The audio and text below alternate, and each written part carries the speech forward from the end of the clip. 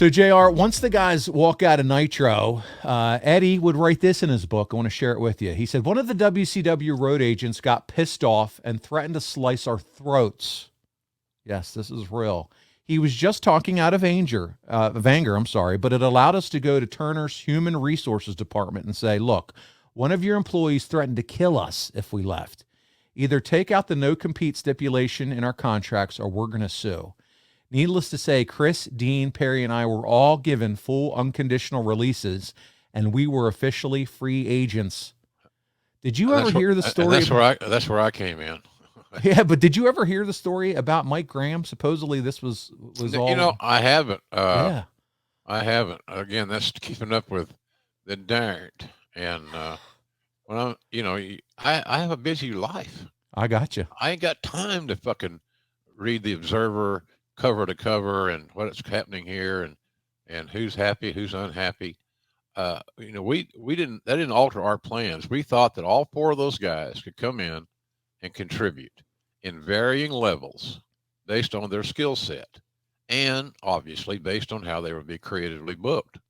So that's all I was really concerned about. And if it was Mike Graham that did that, that was a terrible error in judgment. You don't do that. You took the bite out of your company's hands. Now they're these four guys who you didn't want to walk because you knew where they were walking to. You knew their destination. They they have all the leverage now. They had all the leverage. They opened the door, and it benefited us because the thing about it is that after threatening a lawsuit, you're generally not welcome back. So they eliminated one of their viable options in WCW, at least in my eyes, which left it wide open for us, and it helped our negotiation. There you go. So, JR, it happens, and that sounds like some old school territorial stuff. We'll slit your throat kind of thing, and whatever it is, it happened, and they were able to use it to leverage it for their ability to get out of their contracts and to show up for you guys, and that's exactly what they did. And JR, do you remember exactly what it looked like as far as them signing that dotted line, the meeting where it took place, how it all went down? When I signed them to WWE? Yeah. Pretty much a standard bill of fare. There you go. Didn't try to change things. I mean, we had a system. It was working. Why bust it up for those four guys or any other four guys? Because our system was fair. It's all about cash and creative. I could handle their cash needs, make them happy, but I couldn't do much about the creative, other than selling my boss that these guys are going to draw money, and that creates a lot of interesting new matches. And doing so much television, being able to create new matches with talents that are skilled and can carry a main event level match in a spot is hard to come by.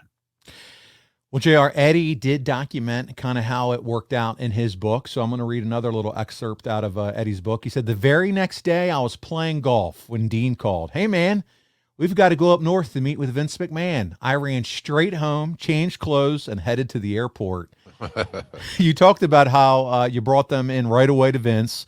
Was there fear you'd miss out on these guys? Maybe, hey, could they go to Japan? Could they go to ECW? Could they go otherwhere? Or were you feeling pretty good? Hey, I feel like we have a good opportunity with these guys. Well, I didn't want those other organizations, those other entities to interfere with the progress. Timing's everything. And Vince is hot on, and I told those guys that. I said, he's ready to book you guys. He's excited about the opportunity. He sees money. But it takes two to tango. So I'll try to address all your financial needs as best I can.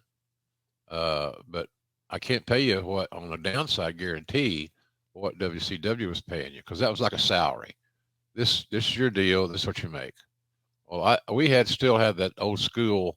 You get paid on productivity, tickets sold, houses, being booked, staying healthy, all those things, just like a territory. And so that's how I looked at that scenario. It just don't slow me down. I got the owner excited about doing something. That's right. And let's not jeopardize that emotion, because it's going to hurt you guys in the long haul, and there's no reason